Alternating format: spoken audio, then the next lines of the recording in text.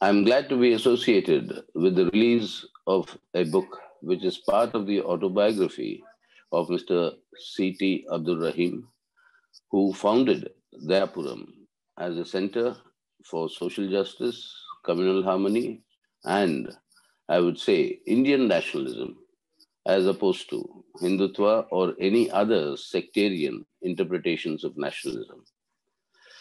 Dayapuram has been doing some commendable work, and the resources Mr. Abdul Rahim earned were being used not as charity, but as the empowering the Indian people for the realization of what all of us, many of us, millions of us, want to realize it to its full potential, what we call the idea of India.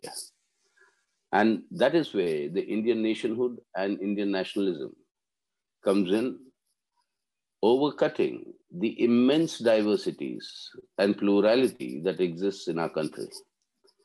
Whether it's religious, whether it's linguistic, whether it is our caste-based hierarchies, or whether it is any other, associations with any identities, these are issues that have been overcome by this concept of Indian nationalism. And I'm very glad that Dayapuram is doing commendable work in taking this forward.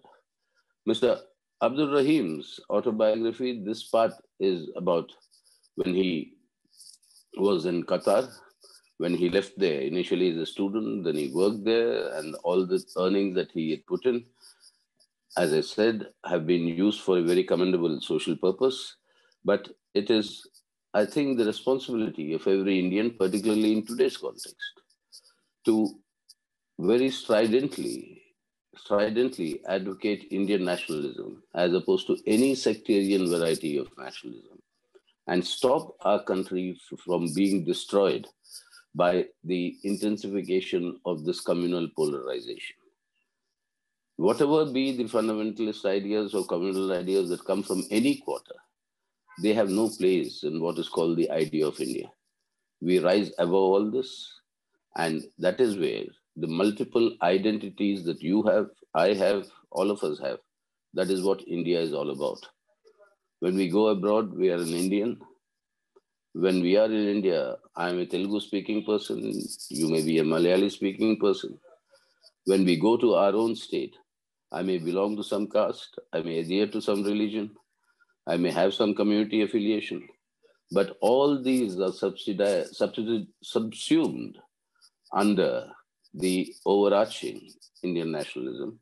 And that means economic empowerment of the people, not merely social harmony, but economically empower people so that we realize this idea of India.